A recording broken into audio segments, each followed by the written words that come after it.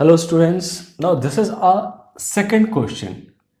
In second question, it has been told to you, is a prime number p divides q square, comma, then p also divides q, where q is a positive integers.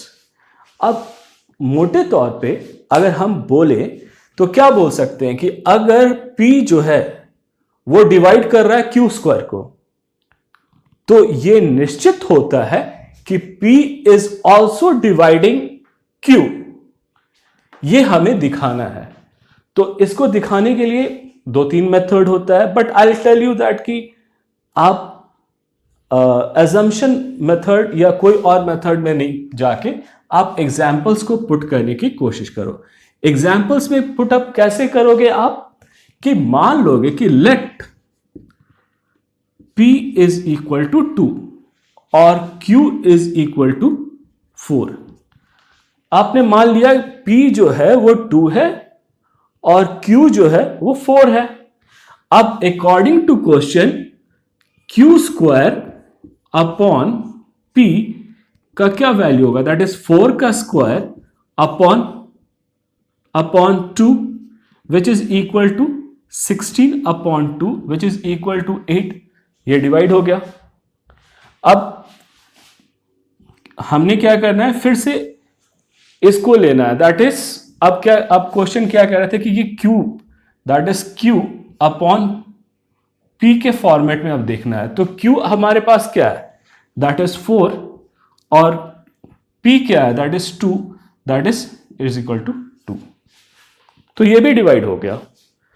अब एक और case लेते हैं, that is let P is equal to 3 and Q is equal to 7.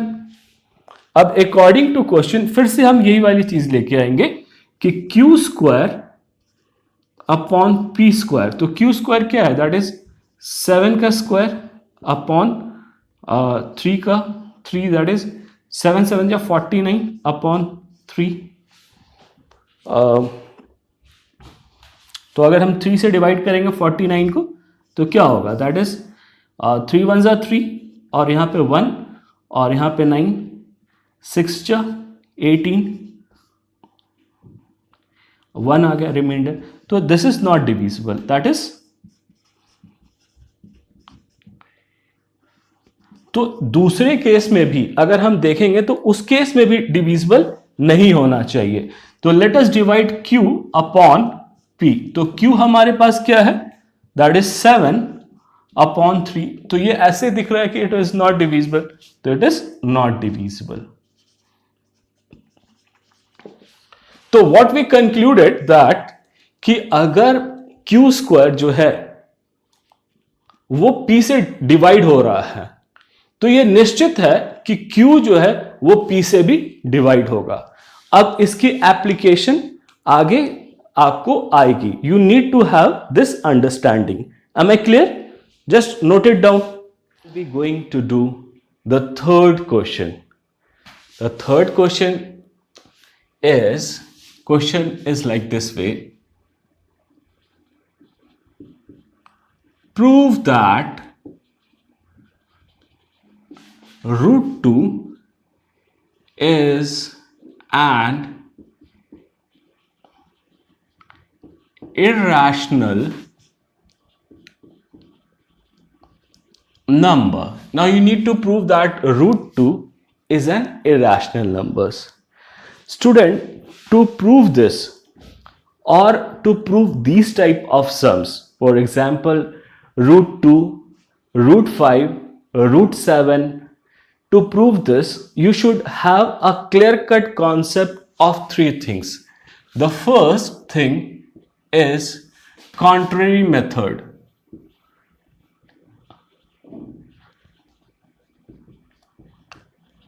What is contrary method? I'll explain you. Second, about co-prime. And the third is two side of coin. There are three things that you should be able to know. What are the three things? Contrary methods, co-prime, and two sides of a coin. What do you mean by contrary method? That means it's a method. It's a method where you assume anything and taking the property of that and you try to follow it, but at the end of that you come to know, आप उसके अंतिम में जाके आपको ऐसा लगता है कि वो जो प्रॉपर्टी जो नंबर की थी, रैशनल नंबर की, वो नहीं आ रही है। और फिर आप यहां पे जैसे सिक्के का दो पहलू होता है, एक हेड होता है, एक टेल होता है, तो उसी तरीके से या तो नंबर रैशनल होगा और या इरैशनल होगा। तो फिर आप बोलते हो कि अरे अरे हमसे गलती हो गई, तो ये इरैशनल नंबर है। तो ऐसे आपको प्रूव करना होता है और इस मेथड को कहते हैं कॉन्ट्ररी मेथड। और फिर आपको यह देखना है कि वो नंबर्स को प्राइम हो। को प्राइम का मतलब क्या होता है? दैट इज को कहां से आया? दैट इज को पायलट से आया।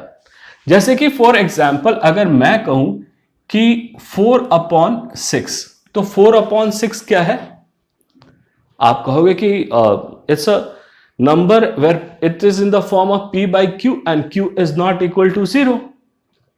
लेकिन वो आप अर्लियर क्लासेस में पढ़ते थे। अब हम यहां पे क्या कहेंगे कि इनके बीच में कोई भी प्राइम नंबर्स, मतलब कि इनके बीच में कोई भी कॉमन फैक्टर्स नहीं होना चाहिए। जैसे कि अगर हम इसको फैक्टर्स निकालेंगे तो ये क्या होगा? 2 into 2, और इसको क्या कहेंगे? 2 into 3। तो that there is a common factor 2, तो इनको हटा देंगे। तो अगर इनको हटा देंगे तो क्या हो जाएगा? That is 2/3। तो 2/3 इज अ रैशनल नंबर। इसको that means 2 is a prime number and 3 is a prime number and there is no common factor except 1. So they are called co-prime numbers. Is it clear to you? In the same way we are going to prove it. सबसे पहले है कि what prove that √2 is an irrational number. Just try to copy this please.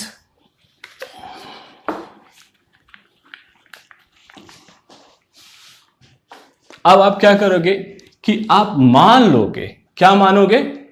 Late √2 is a rational number. मान लिया कि वो rational number है ना? तो उसकी एक फॉर्मेट होती है। क्या नंबर फॉर्मेट होती है? It is in the form of, it is in the form of p/q। उसका एक फॉर्मेट होता है specially, that is it is in the form of p/q, where p and q are co-prime and integers and q is not equal to 0। हमने मान लिया कि √2 जो है वो क्या है?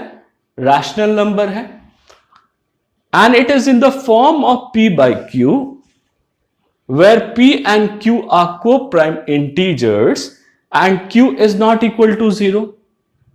ये हमारा मानना है। अब इसी को लेके हम आगे बढ़ेंगे कि अब मान लेते हैं कि that is √2 is equal to p/q के फॉर्मेट में है। Am I clear? अब इसको क्या करेंगे? That is squaring both side. Squaring both side. देखो बच्चे, ऐसा है ना कि कोई इक्वेशन हो तो उसमें स्क्वायर कर सकते हो, मल्टीप्लाई कर सकते हो, डिवाइड कर सकते हो, सब्ट्रैक्ट कर सकते हो, ऐड कर सकते हो, लेकिन इसमें एक ही कॉन्सेप्ट अप्लाई होता है कि जो भी करना है you have to apply on the both side of the equation. तो हमने इसको क्या किया? दैट इज √2 का whole square is equal to p² upon q²। ये हो गया अगर स्क्वायर करेंगे। अब क्या करते हैं कि q को दूसरे साइड भेज देते हैं, तो कैसा नंबर आ जाएगा? नाउ स्क्वायरिंग बोथ साइड, √2 का whole square is equal to P square upon Q square. अब ये क्यू स्क्वायर ऊपर आ जाता है and the number becomes 2q square is equal to P square. यही हो गया ना। तो इसका मतलब ये हो गया कि पी स्क्वायर के दो factors that is 2 and Q square, इसका मतलब हो गया 2 पी स्क्वायर को डिवाइड कर सकता है। तो हम यहां पे लिख देंगे that means 2 divides P square. जो 2 है वो पी स्क्वायर को डिवाइड कर रहा है। तो हम अगले एक और थ्योरम में पढ़ रखे हैं कि अगर 2 पी स्क्वायर को डिवाइड कर रहा है तो 2 जो है वो पी को भी डिवाइड करेगा। तो that means 2 is also dividing P. इसका मतलब वो पी को भी डिवाइड कर रहा है। तो इसका मतलब क्या हो गया? P is an even number। क्या हो गया? That is P is an even number। अब इवन नंबर का फॉर्मेट क्या होता है? That is P is equal to P का इवन नंबर का फॉर्मेट क्या होगा? That is 2a। Anything multiplied by 2 will give you an even number. am I clear to you? और एक चीज और यहां पे कि इसको हम लोग क्या मान सकते हैं? Equation number 1। am I clear to you? अब क्या है कि इसको that is P is equal to 2a को हम क्या करेंगे? That is squaring both side. हमने स्क्वायर कर दिया बोथ साइड पे, तो इसका अल्टीमेटली रिजल्ट क्या आया? That is P square is equal to 4a square. पूरी मत्थे पे 2 डाल दिया, जब उसको सिंप्लीफाई किया तो 2 पे गिरा तो 4 आ गया, a पे गिरा तो a स्क्वायर आ गया। और इसको मैं दे दूंगा इक्वेशन नंबर 2। अब ध्यान से देखना बच्चे कि यहां पे पी स्क्वायर ये वाली है और यहां पे भी पी स्क्वायर ये वाली है। अब इस पी स्क्वायर के जगह पे हम लोग क्या करेंगे कि ये 2q स्क्वायर ला देंगे। तो हम लोग क्या लिखेंगे? That is putting the value of P square from 1, that is putting the value of P square from 1 and putting in 2, putting the value of p square from 1 and putting it in equation number 2। तो इसका मतलब ये हो गया कि मैंने इसको क्या किया कि that is 2q square is equal to 4a square. ठीक है बच्चे, अब ये कैंसिल हो जाता है और क्या आ जाता है? That is q square is equal to 2a square. am I clear to you? q square is equal to 2a square. इसका मतलब ये हो गया कि q स्क्वायर के दो फैक्टर्स 2 और a square.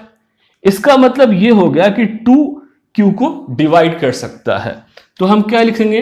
That means 2 divides q square. 2 जो है वो क्या कर रहा है? q स्क्वायर को डिवाइड कर रहा है। तो हम लोग पहले एक और थ्योरम पढ़ रखे हैं कि 2 divides q also. That means 2 divides q also. वो 2 जो है वो q को भी डिवाइड कर रहा है। अब ध्यान से देखो बेटा यहां पे कि 2 डिवाइड्स q ऑल्सो, और हमने यहां पे एक और जगह लिख रखा है कि 2 ऑल्सो डिवाइड्स p ऑल्सो। इसका मतलब p और q को दोनों को 2 डिवाइड कर रहा है, यानी कि p और q में कॉमन और q जो है उनके बीच में that is 2 is a number और q के पास भी 2 is a number which can be termed as a factors. लेकिन हम हमारी सपोजिशन तक क्या था, वो को प्राइम है, तो हमारी सपोजिशन क्या हो रही है, अब रॉन्ग हो रही है.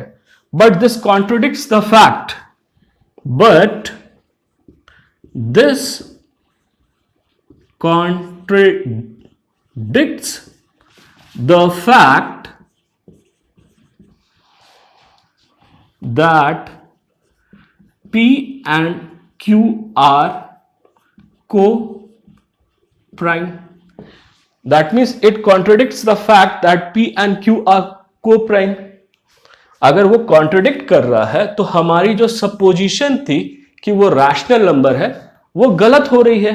Hence our supposition, क्या लिखेंगे, that is hence our supposition is wrong. हमारी जो सपोजिशन है वो रॉन्ग हो रही है. तो अगर हमारी सपोजिशन रॉन्ग हो रही है तो कॉइन का दो पहलू होता है, मैंने पहले भी डिस्कस किया था, एक हेड होता है और एक टेल होता है. यहां पे दो ही नंबर है, या तो रैशनल होंगे या इरैशनल नंबर होंगे. तो अगर हमारा जो रैशनल नंबर लेके चलना था वो गलत हो गया तो इरैशनल नंबर का जो पहलू है वो एग्जिस्ट कर जाएगा. तो हम क्या कहेंगे, hence our supposition is wrong. So √2 is an irrational number. हम कहेंगे कि so √2 is an irrational number. This is how you are supposed to prove it. Am I clear to you? Just note it down. सभी ने लिख लिया? Just try to understand one more fact कि ये जितने भी प्रूविंग वाले questions हैं, प्रूविंग वाले क्वेश्चंस में क्या है कि इसमें दो पार्ट होंगे इसके. एक तो जैसे कि √2, √3, √5, √7 ऐसे नंबर्स होंगे. तो ऐसे नंबर्स को आपको लेके चलना है. अब ऐसे नंबर्स को जैसे कि √3 है तो √3 को आप कैसे लेके चलोगे, that is √3 is equal to P/Q. और उसके बाद क्या करोगे, that is squaring both side करोगे तो that is 3Q is equal to P हो जाएगा. 3Q is equal to P हो जाएगा. अब उसी तरीके से इसका मतलब ये हो जाएगा कि जो कॉमन फैक्टर P और Q के बीच में आएगा वो 3 हो जाएगा. मेरी बात समझ रहे हो? और फिर आप अंतिम में कहोगे कि P भी के पास भी 3 एज ए कॉमन फैक्टर है और Q के पास भी फैक्टर है. तो इसलिए हमारी जो सपोजिशन है कि √3 इज एन रैशनल नंबर वो गलत हो जाता है. और फिर लास्ट में आप वैसे ही लिख दोगे कि हाँ √3 इज एन इरैशनल नंबर. उसी तरीके से आप √5 को भी करोगे, that is √5 is equal to P/Q. अब स्क्वायर करोगे तो क्या हो जाएगा, 5 इज इक्वल टू P²/Q². इसको इधर लेके आ जाओगे तो क्या हो जाएगा, 5Q² is equal to P². ऐसे आ जाएगा. अब P दैट इज 5 जो है वो P² का भी फैक्टर है और 5 जो है वो Q² का भी फैक्टर हो जाएगा. तो इसका मतलब ये हो गया कि इन दोनों के बीच में 5 जो है वो कॉमन फैक्टर है P का. फिर आप यहां पे फिर लिखोगे कि hence our supposition is wrong, so √5 is a irrational number. तो बेसिकली ऐसे नंबर्स हैं और इनको आपने सभी में एक ही फॉर्मेट अप्लाई करना है. और आपने अपने दिमाग को खोल के रखो कि कैसे फॉर्मेट में अप्लाई करना है.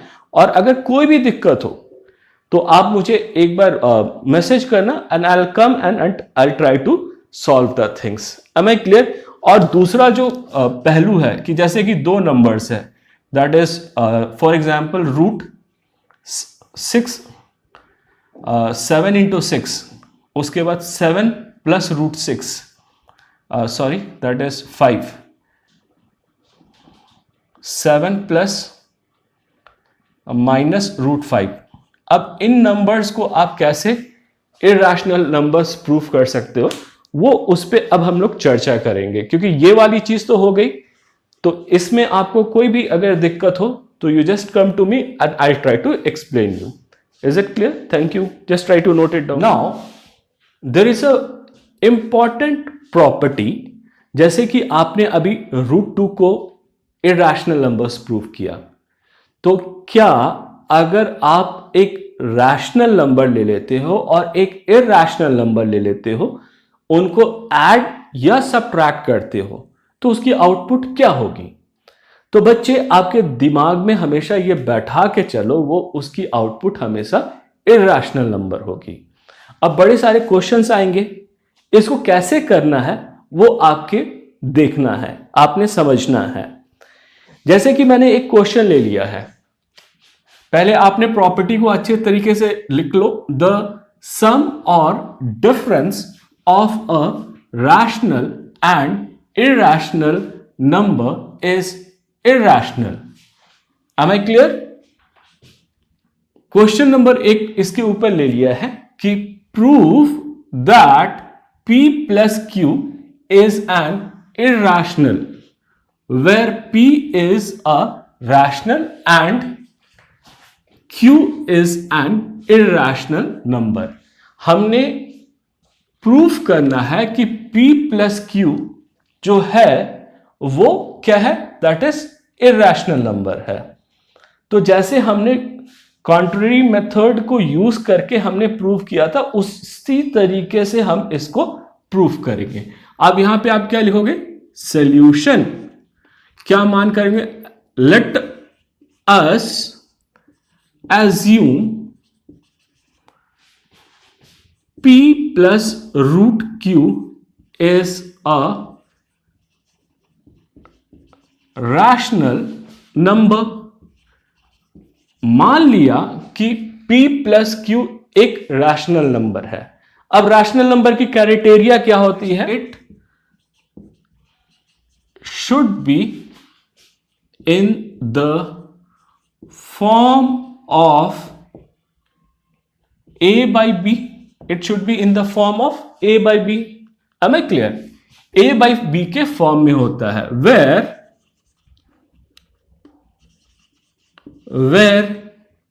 a and b are co-prime and b is not equal to 0. यही क्राइटेरिया होती है ना। तो हम मान लेते हैं कि ऐसे इसका है, तो हम क्या करते हैं? That is p plus √q, that is rational numbers plus irrational numbers is in the form of a upon b. अब क्या करते हैं कि यहां पे कुछ भी नंबर हो सकता है। 2 plus √6 is equal to a upon b. Shift this rational number to the other side. तो क्या इक्वेशन बन जाएगा? That is q is equal to a upon b minus p. इसके नीचे कुछ नहीं है, दैट मीन्स 1। तो अब इसको अगर आप सॉल्व करोगे, that means √q is equal to 1 और b का एलसीएम क्या हो जाएगा? That is b. Now b divided by b, that is 1 into a, that is a, minus 1 divided by b, that is b into p, that is p, p. ये चीज हो गया।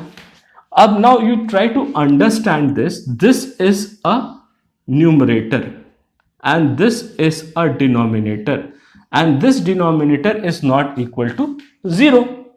तो इसका मतलब ये वाला पार्ट जो है ये रैशनल नंबर हो गया, और ये जो हम है ये तो हमने पहले इरैशनल नंबर, तो ये इरैशनल नंबर हो गया। ये क्या हो गया? दैट इज इरैशनल नंबर हो गया। अब देखो, एक साइड रैशनल हो गया और एक साइड इरैशनल नंबर हो गया, और बीच में इज इक्वल टू का साइन हो गया।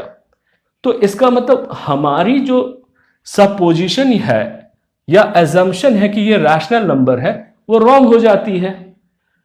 तो यहां पे आपने इसको अपने लैंग्वेज में लिखना होगा।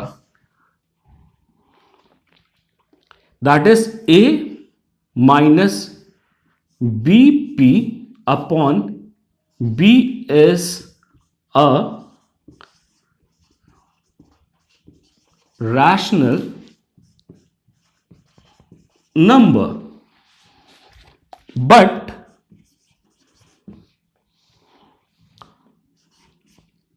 root q is an irrational number। तो क्या हो गया, हम जो हमने सोचा था, जो लेके चला था, वो गलत है। तो क्या लिखेंगे, hence our supposition is wrong, hence our supposition is wrong. तो जैसे सिक्के का दो पहलू होता है कि रैशनल नंबर गलत हो गया तो क्या एग्जिस्ट कर जाएगा, that means it's an irrational number. So it is a irrational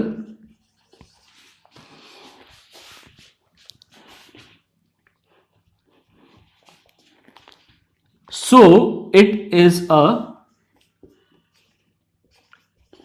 irrational number and this is how you are supposed to prove it। that means अगर यहां पे अगर कुछ भी नंबर आ गया, दैट इज 6 प्लस रूट 7, अब इसको आपने प्रूफ करना है। तो same way you need to take the things कि उसको पहले आपने रैशनल नंबर मान लो, जो आपका इरैशनल नंबर्स है उसको एक साइड लेके जाओ, उसको दूसरी साइड लेके जाओ, फिर आपने प्रूफ कर दो कि ये वाला रैशनल है और ये वाला इरैशनल हो जाएगा। तो इसलिए हमारी जो सपोजिशन है वो रॉन्ग है। तो हेंस जो सपोजिशन रॉन्ग होता है तो वो सिक्के का जो दूसरे पहलू है वो प्रिवेल कर जाता है। तो आप इसको कह सकते हो हिट, hence it is an irrational number. This is how you need to prove it. Am I clear to you? Just note it down. Now students, you have to keep one more point in your mind. What is that? The product and quotient of a non-zero rational number, मतलब कि rational number zero नहीं होना चाहिए, and irrational number और एक irrational number is a irrational number. इसमें यह कहा गया है कि अगर आप रैशनल नंबर और इरैशनल नंबर लेते हो, रैशनल नंबर की एक स्पेशल क्वालिटी है कि वो जीरो नहीं होनी चाहिए, और या तो आप उनको डिवाइड करते हो या मल्टीप्लाई करते हो, तो दोनों केसेस में जो आउटपुट आएगा वो क्या होगा, दैट इज इरैशनल नंबर। तो ऐसे क्वेश्चंस आएंगे और आपको ये प्रूव करना है कि this is an irrational numbers. तो उस केसेस में हमने क्या किया है कि हमने दो नंबर्स ले लिया है। Prove that p root q is a irrational, that means product of p root q is a irrational number, और यहां पे p क्या है, इज अ रैशनल नंबर, और q क्या है, दैट इज इरैशनल नंबर। अब इसके जगह पे आप और कोई क्वेश्चन ले सकते हो, रूट 2 रूट 7, 3 रूट 5, ऐसे क्वेश्चन आ सकता है, और आपको प्रूफ करना आना पड़ेगा कि हां ये इरैशनल नंबर्स है। तो मैं एक जनरल फॉर्मेट में आपको बता देता हूं कि कैसे प्रूव होता है, और फिर बाकी के क्वेश्चन आप अपने आप इनको डाल के आप अपने आप प्रूव कर सकते हो। Am I clear? Just try to understand. अब यहां पे आप क्या लिखोगे, सॉल्यूशन। आप क्या करोगे, assume p root q is a rational number. मान लेंगे कि ये रैशनल नंबर है, तो अगर ये रैशनल नंबर है तो it should be in the form of a upon b, तो that mean it should be in the format of a upon b,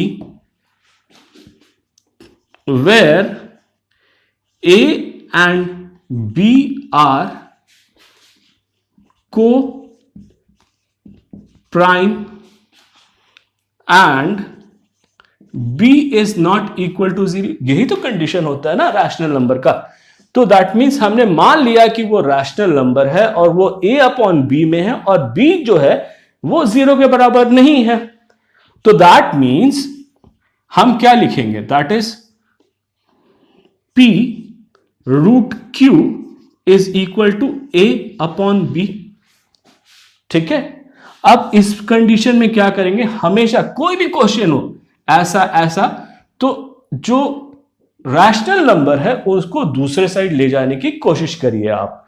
तो जैसे आप ये वाला p को दूसरे साइड ले जाएंगे तो ये क्या चाहेगा, ये क्रॉस मल्टीप्लाई के साथ ये b इंटू p आ जाएगा। तो क्या हो जाएगा, that is root q is equal to a upon b into p, ये आ गया। अब इसमें आप ध्यान से देखेंगे तो this is a numerator and this is a denominator and it is not equal to 0। तो this indicates that this is a rational number. और ये वाला आपका क्या है, ये तो आप ऑलरेडी कह रखे हो कि ये इरैशनल नंबर है, तो that is this is irrational number. और यहां पे बीच में आप इज इक्वल टू की भी साइन लगा रखे हो, तो इसलिए हमारी जो सपोजिशन थी कि ये p root q is a rational number, वो गलत है। तो आप कैसे लिखोगे, हेंस आवर assumption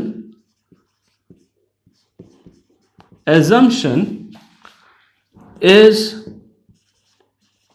रॉन्ग, हमारी जो assumption है वो रॉन्ग है। तो अब जैसे सिक्के का दो पहलू होता है, इस यहां पे दो ही नंबर से रैशनल होगा या इरैशनल होगा। तो अगर रैशनल नहीं है तो दूसरा प्रिवेल कर जाता है, तो hence it is a irrational number. So p root q is a irrational